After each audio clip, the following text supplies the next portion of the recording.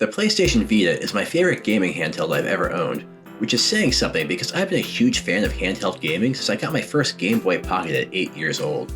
I'd already been a huge fan of the PSP. The Vita completely blew me away with its graphical power, its crisp OLED screen, and just the general way it felt in my hands. The first time I booted it up, I was certain I was witnessing the future of handheld gaming. And then Sony gave it very little support in the West, and later announced that it was getting out of the handheld market altogether. What has to be one of my most disappointing moments as a gamer. But while Sony didn't give it much love, many developers did, and the Vita was home to a number of fantastic JRPGs. Most have been ported to other consoles by now, but in my opinion, the portability of the Vita still makes it a great option for playing these titles.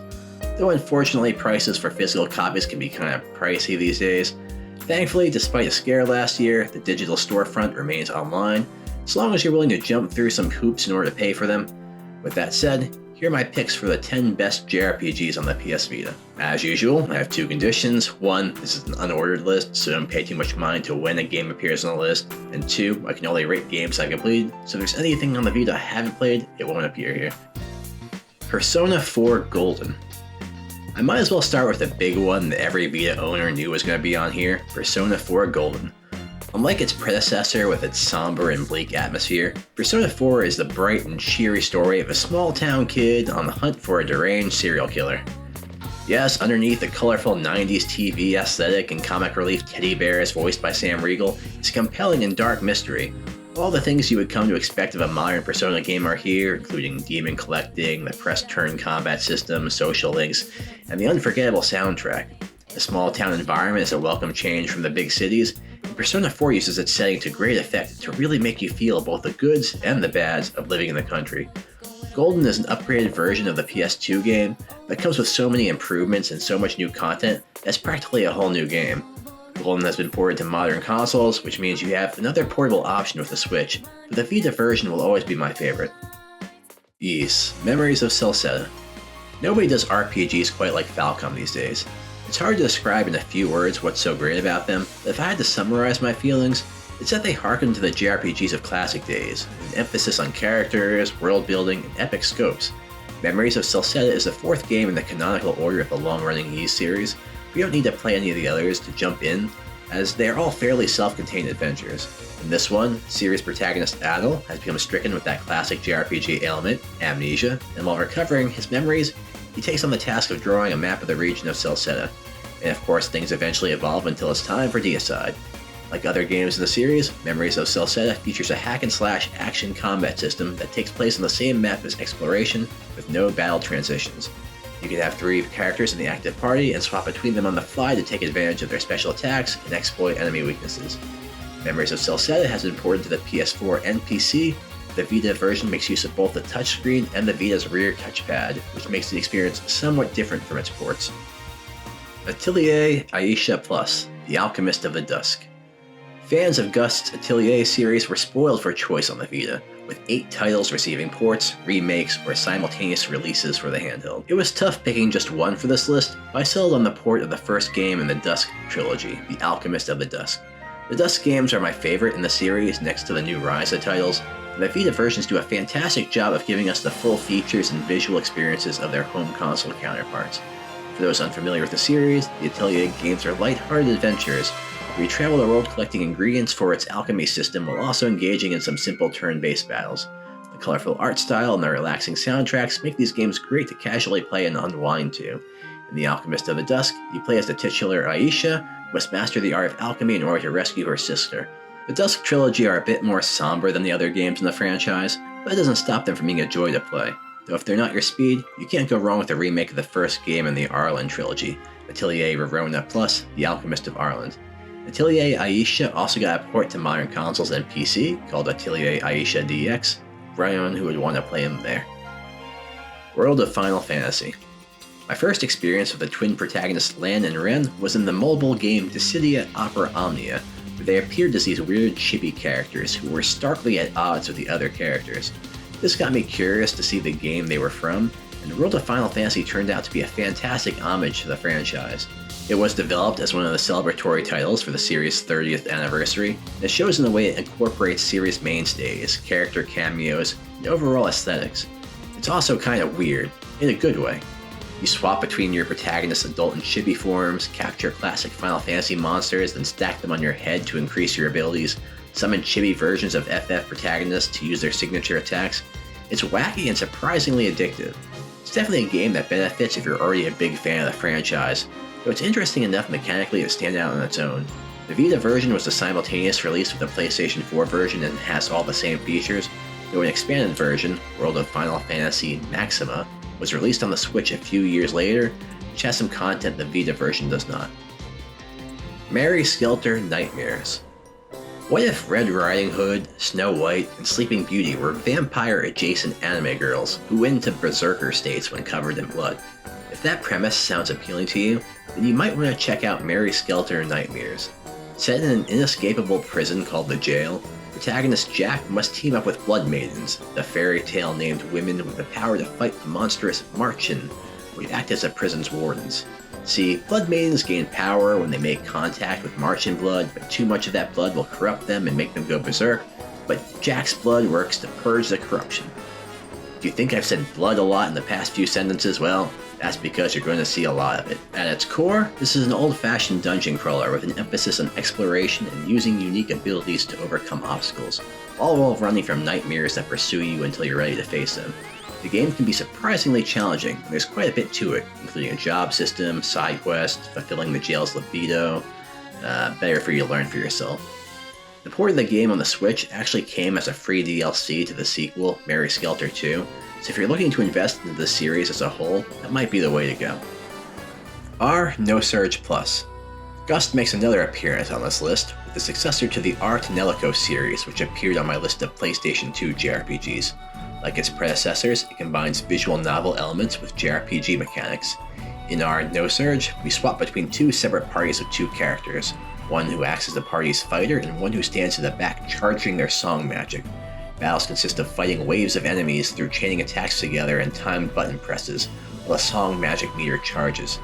A maxed out song meter will not only win the battle, but eliminate random encounters from the area altogether, which, as someone who finds excessive random encounters to be frustrating, is a super welcome mechanic.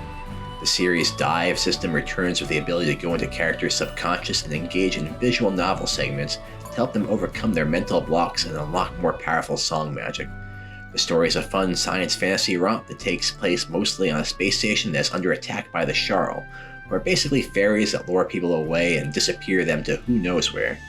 As you'd expect from Gust, there is a great soundtrack and the visuals are bright and fun. The remastered version, R nosurge DX, was never released outside of Japan, so for now the Vita version is the most up-to-date in the West. Tokyo Xanadu. Falcom was looking to branch out from its staple Ys and Legend of Heroes franchises, and what it settled on was kind of a cross between Ys and Persona, an experiment that resulted in the fantastic and totally underrated Tokyo Xanadu.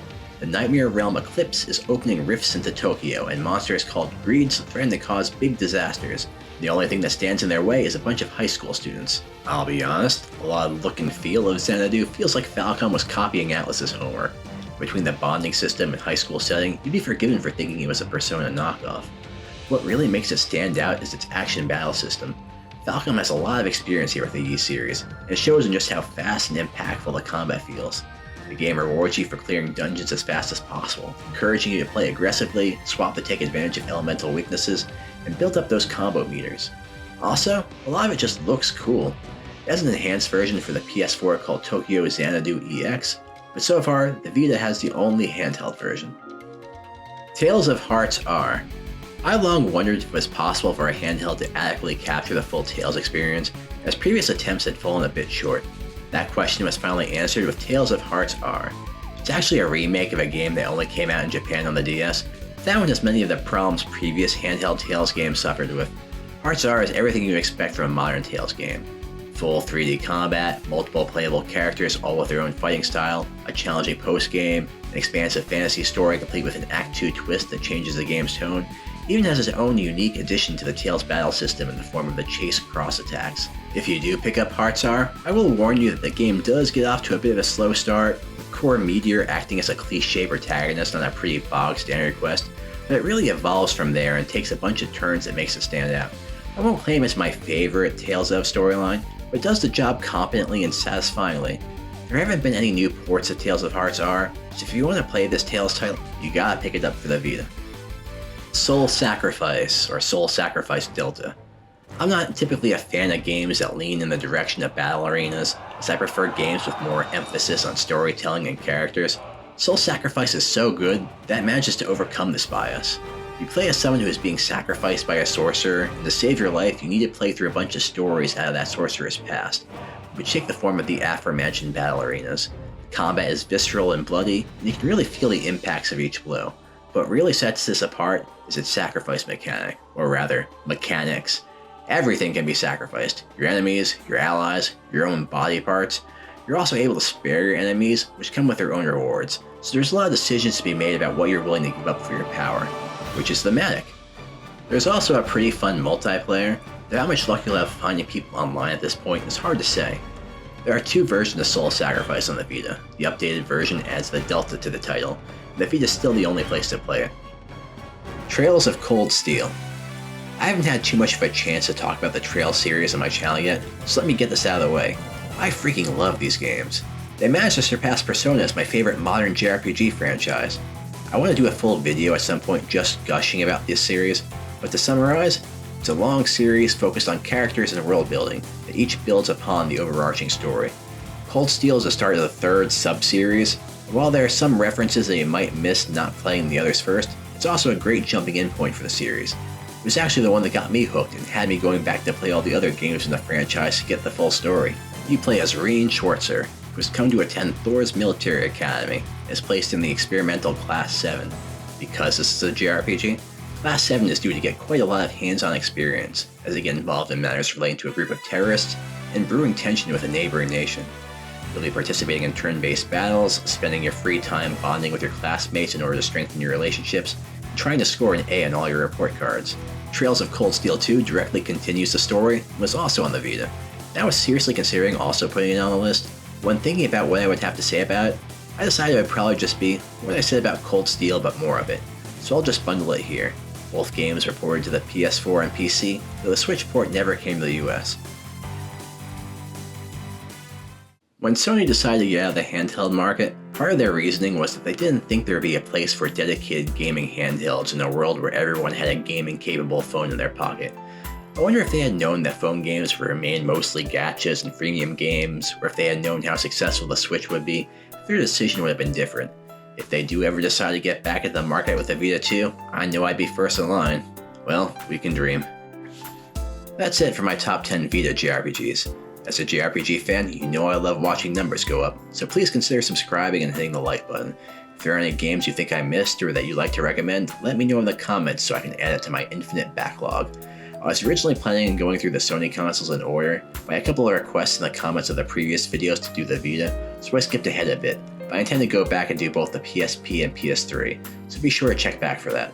Take a look at my PS1 or PS2 list if you haven't seen those yet, I'll have more for you all real soon.